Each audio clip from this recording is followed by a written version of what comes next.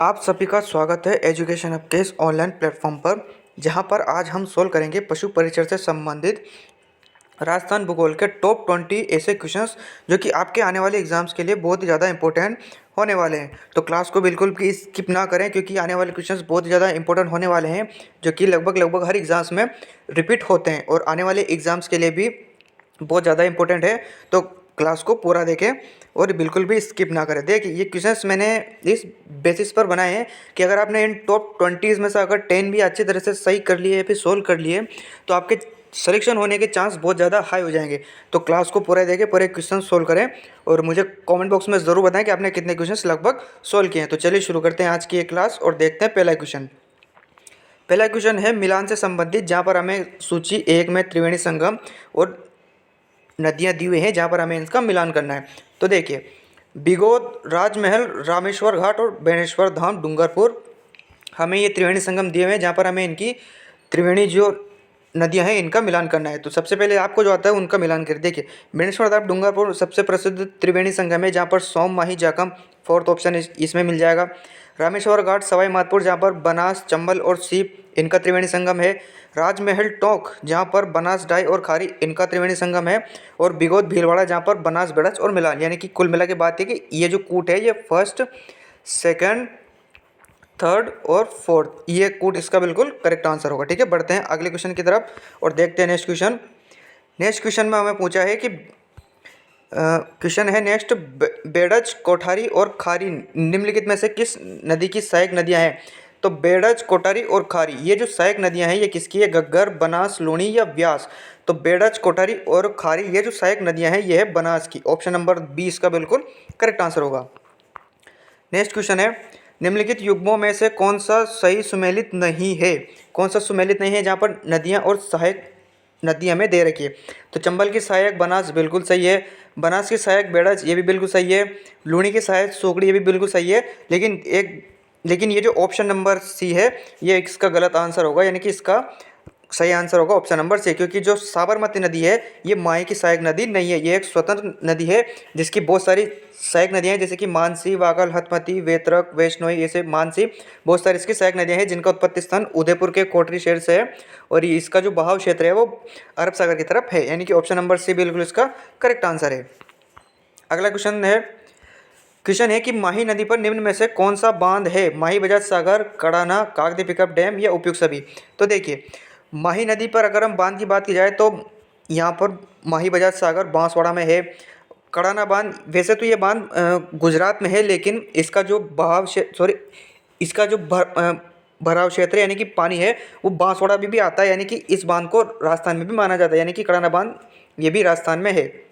और काकदी पिकअप बांध की बात करें तो माही, बजाज सागर का जो बांध जब इसका पानी ओवरफ्लो होता है तो उस पानी को स्टोर करने के लिए एक बांध और बनाया गया है माही नदी पर, वो है काकदी पिकअप डैम, और ये भी बांसवाड़ा के अंतर्गत है, यानी कि ये जो तीनों बांध है ये माही नदी पर स्थित है, यानी कि ऑप्शन नंबर 4 इसका बिल्कुल करेक्ट आंसर होगा।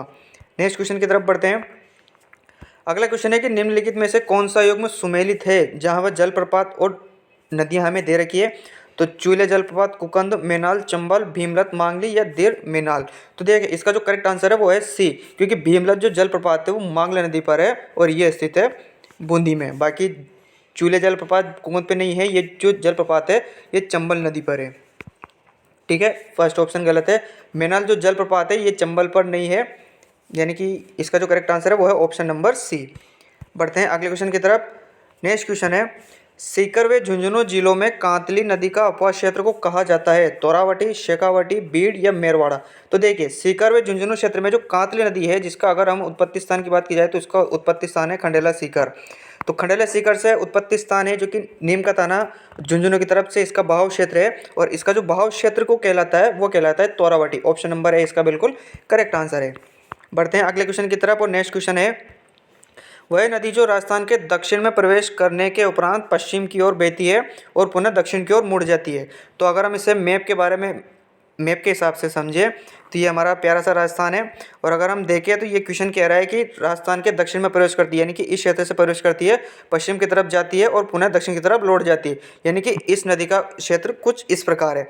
तो देखिए आपने लगभग इसके बारे में आप जान चुके होंगे कि जो कर्क रेखा को 2 बार काटती है, दक्षिण से प्रवेश करती है और पुनः दक्षिण में ही लौट जाती है, सबसे प्रसिद्ध नदी कौन सी है? माही। ऑप्शन नंबर है इसका बिल्कुल करेक्ट आंसर होगा। बढ़ते हैं अगले क्वेश्चन की तरफ। देखिए अगला क्वेश्चन है कि बिजराइल की पहाड़ी से निकलने वाली खारी नदी निम्नलिखित में से किस अपवाद तंत्र का भाग है? तो यहाँ पर हमें साफ साफ दिया हुआ है कि बिजराइल की पहाड़ी से जो नदी निकलती है खारी, वो किस अपवाद तंत्र का भाग है? तो देखिए बिजराइल की पहाड़ियों से जो खारी नदी निकलती है, ये खारी नदी किस नदी की सहायक नदी है? तो ये सहायक नदी है बनास की। और बनास किसकी सहायक नदी है? चंबल की। और चंबल किस अपवाद क्षेत्र का हिस्सा है? बंगाल की खाड़ी का। ऑप्शन नंबर 1 इसका बिल्कुल करेक्ट आंसर होगा। बढ़ते हैं अगले क्वेश्चन की तरफ। नेक्स्ट क्वेश्चन आया है कि निम्नलिखित में से कौन सी नदी उल्टे यू आकार में बहती हुई कर्क रेखा को 2 बार काटते हैं? जस्ट 2 क्वेश्चन पहले हमने ऊपर चर्चा कर चुकी थी कि जो दक्षिण में प्रवेश करती है और दक्षिण की तरफ जाती है और कर्क रेखा को 2 बार काटती है, वो कौन सी नदी है? माही नदी। Option number 4 is correct. Next question है वेरी इंपॉर्टेंट है कि निम्नलिखित में से मृत नदी के नाम से जानी जाती है? माही, चंबल, लूनी और घग्गर। तो मृत नदी के नाम से जो नदी जानी जाती है वो है Ghaggar. Option number 4 is totally correct. और इसके अन्य नाम की ओर बात की जाए तो इसके अन्य नाम जैसे कि हकरा हो गया, सोतर हो गया, राजस्थान का शोक, इसके और भी बहुत सारे अन्य नाम है, लेकिन इसमें जो प्रसिद्ध नाम है वो है मृत नदी। Option number 4 is 100% correct. बढ़ते हैं अगले क्वेश्चन की तरफ। और नेक्स्ट क्वेश्चन है कि श्री महावीर जी मंदिर करौली निम्न में से किस नदी तट पर स्थित है? बाणगंगा, गंभीर, कोठारी या चंद्रभागा। तो देखिए श्री महावीर जी करौली जो क्षेत्र है ये उत्पत्ति स्थान किस नदी का है? वो है उट्टगन। और ये उपनाम है गंभीर नदी का। ऑप्शन नंबर बी इसका बिल्कुल करेक्ट आंसर है। नेक्स्ट क्वेश्चन की तरफ बढ़ते हैं। अगला क्वेश्चन है कि निम्नलिखित में से किस नदी पर मेजा बांध का निर्माण हुआ है? पार्वती, कोठारी, चंबल या खारी।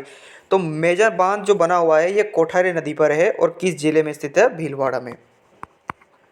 इससे आप स्टार लगा लीजिए, एग्जाम्स में बहुत बार आ चुका है और दोबारा आने की भी इसमें बहुत सारी संभावना है। बढ़ते हैं अगले क्वेश्चन की तरफ। और नेक्स्ट क्वेश्चन आया है कि निम्नलिखित में से कौन सी नदी बंगाल की खाड़ी अपवाद तंत्र का हिस्सा है? तो बंगाल खाड़ी अपवाद तंत्र का हिस्सा कौन सी है? तो देखिए लूनी की बात की जाए तो ये नाग पहाड़ अजमेर से निकलती है और अरब सागर की तरफ जाकर विलीन हो जाती है, यानी कि ये जो बंगाल की खाड़ी का हिस्सा नहीं है। पार्वती की बात करें तो पार्वती जो नदी है ये चंबल की सहायक है, चंबल बंगाल की खाड़ी सहायक है, यानी कि इसका जो करेक्ट आंसर है वो है ऑप्शन नंबर बी। और बात करें साबरमती की, माही की, तो ये भी अरब सागर का हिस्सा है, यानी कि ऑप्शन नंबर बी इसका करेक्ट आंसर होगा। नेक्स्ट क्वेश्चन है कि निम्नलिखित में से कौन सा नगर चंबल नदी के पूर्व तट पर बसा हुआ है? तो चंबल नदी के पूर्व तट पर कौन सा नगर बसा हुआ है? जालौर, भीलवाड़ा, कोटा या बीकानेर। तो बीकानेर की बात की जाए तो बीकानेर और चूरू, इन दोनों जिलों में कोई भी नदी प्रवाहित नहीं होती है, तो इन दोनों को भी आप अच्छी तरह से याद रखें, बीकानेर और चूरू। तो 4th ऑप्शन कट जाएगा। भीलवाड़ा में चंबल नदी का प्रवाह है ही नहीं और जालौर में भी नहीं है। चंबल नदी का जो प्रवाह है वो कोटा क्षेत्र के निकट से होता है, यानी कि कोटा क्षेत्र जो है वो चंबल नदी के किनारे बसा हुआ है। ऑप्शन नंबर सी इसका करेक्ट आंसर होगा। अगला क्वेश्चन है कि शेखावटी प्रदेश के कौन से जिले में कोई भी नदी नहीं पाई जाती? जस्ट हमने चर्चा करी थी कि बीकानेर और चूरू। और शेखावटी का जो भाग है वो है चूरू, सीकर, झुंझुनू। इनमें से चूरू जो जिला है उसके अंदर कोई भी प्रकार की नदी नहीं बहती है। Option number B is correct. बढ़ते हैं अगले क्वेश्चन की तरफ। और नेक्स्ट क्वेश्चन है कि शेखावटी क्षेत्र की प्रमुख नदी कांतली का उद्गम स्थल है? खंडेला, सेवर, खमनौर या दिवेर। तो देखिए कांत नदी का जो उद्गम स्थान है वो है खंडेला सीकर। खंडेला सीकर की तरफ इसका उद्गम स्थान है और इसका जो बहाव क्षेत्र है वो कहलाता है तोरावटी। हमने पहले भी चर्चा कर चुके हैं। और ऑप्शन की अगर हम बात की जाए तो सेवर की जो पहाड़ियाँ हैं यहाँ से जो नदी का उद्गम है वो है साबी इसका उद्गम स्थान है। खमनौर सबसे प्रसिद्ध खमनौर की पहाड़ी, राजसमंद से बनास नदी निकलती है, ठीक है। बनास के बाद में दिवेर की बात की जाए तो दिवेर से निकलती है कोठारी, ठीक है। बढ़ते हैं अगले क्वेश्चन की तरफ और देखते हैं अगला क्वेश्चन।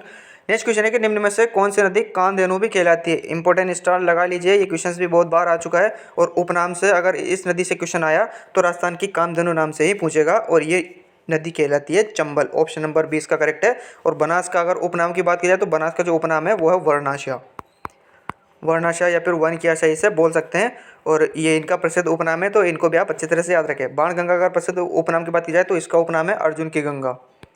अर्जुन की गंगा या रुंडित नदी। ठीक है, बढ़ते हैं अगले क्वेश्चन की तरफ। और नेक्स्ट क्वेश्चन है, राजस्थान के आंतरिक प्रवाह तंत्र निम्नलिखित में से कौन सी नदी सम्मिलित नहीं है? तो आंतरिक अपवाह तंत्र में कौन सी नदी सम्मिलित नहीं है, देखते हैं, चलिए देखते हैं कौन सी नदी इसका आंतरिक अपवाह तंत्र का भाग नहीं है। काकने की अगर बात की जाए तो यह आंतरिक अपवाह तंत्र की सबसे छोटी नदी है, लगभग 17 किलोमीटर इसका बहाव क्षेत्र है और इसका बहाव क्षेत्र है जैसलमेर में। ये आंतरिक अपवाह तंत्र की नदी है।